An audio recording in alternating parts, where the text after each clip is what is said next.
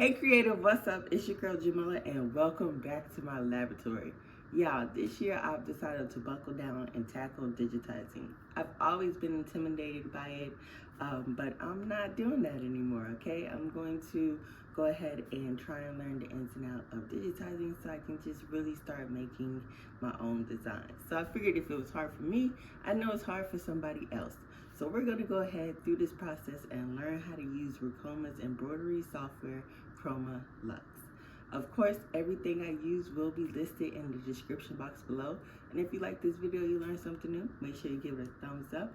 Make sure that bell notification is on so we can go ahead and learn how to digitize together. The easiest way to do this, so I'm just going to start off simple, okay? I'm going to go right over here and grab a heart. It as big as I want it to be. Let me zoom out. So this is our heart and it's not even that big. I want it bigger. Let me grab it again. Okay. It'll do for now. Let me zoom out. Okay, so this is our heart. Now what we can do, once you click it, you see it's like an outline, yada yada yada. Okay. I'm going to go ahead and right click this, hit convert to, and I want it to be an applique. Right? So that's what I'm going to do. Bam. Now I have an applique. See, if you go up here and we do the little test design, you see that's the placement stitch, tack down stitch, and now it's doing the satin stitch. I'm absolutely fine with this, okay? But if you don't have Chroma Luxe, you won't have that option to right click it and hit convert to. So what I'm going to do is I'm going to show you how to digitize it, but my satin digitizing skills suck, okay? But I'm just going to walk you through the process just in case you don't have the same chroma. So what we're going to do is grab that heart again and grab the arrow. So this would be our run stitch, right? Now when I'm going to duplicate this, I'm just going to hit right click, or you could hit Control D, and I'm just going to press it right here. Just click somewhere in the center right there. Make sure I have my arrow selected, and I just want this. Hold on, what is this little dot right? Let me erase that. Okay, so I just want the heart that we duplicated to be a little bit smaller than the other one. So I'm gonna go up here to transform. The height is 620, so let's just take it to 6. Hit apply. Up just a little bit. Okay, so it's slightly smaller, and we can change the color of this one as well, because that is actually going to be our tack down stitch.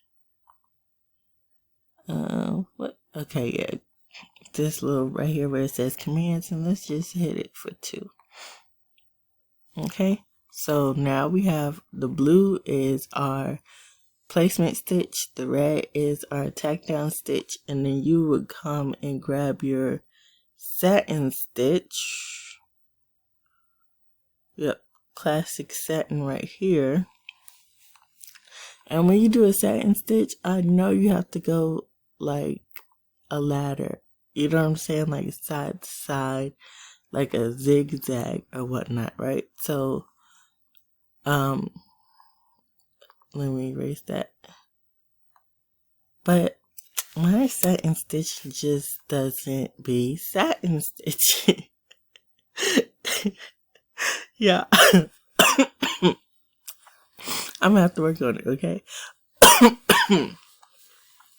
But that's what you would do, okay? So you just go from here to, and you want to cover it, make sure it covers the outside and that tack down stitch that we were doing, okay?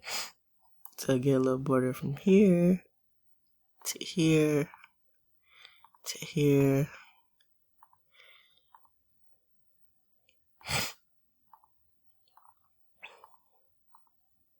And don't y'all laugh at me when y'all see the results, okay?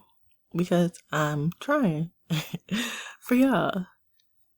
And literally the only thing, it's like it can only get better from here, right? So we can look back on this video like a year or so later and be like, dang girl, you really got your satin stitch down, you know? I don't know if it has to be super close or if it can be, you know, further out like this, but just for the purposes of this video. And when you want to hit a curve, like right here, hit the control key. Now that was terrible. Why did maybe I? Oh, see, look at this. See, this is where it starts going haywire. Okay, I was right there, so let me go right there. But let's just go ahead and finish this because we're learning how to digitize, so things don't have to be perfect, right? When they're not perfect, we can actually go back and see what it is that we did wrong. And another thing that I've been kind of doing to help me with digitizing is like using the auto digitizing feature and then just basically trying to replicate the sequence that they did in the auto digitizing. Alright, so make sure you click back to your first point to close it out, and let's hit enter. And yeah, that looks crazy. Let's see in the 3D. Why is it not? Did I not grab my satin stitch? Because this is supposed to be a satin border. What is this? Trash. Alright, well, so I gave it a go again. I'm using this classic satin right here. I just made my ladders a little bit more uniform, put them a little bit closer together. So let's hit enter and see what happens.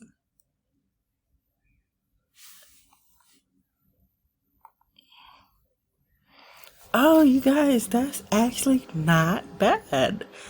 That's not bad. Y'all should have really seen how it was looking when I was practicing earlier. So this actually isn't bad. Yay. And we could always go right here. No, right here. To the stitches. And let me get it out of this 3D mode. And we could, you know, like edit the stitches. Try to make them look a little bit better. Oh, no, let's do the shape. Yeah.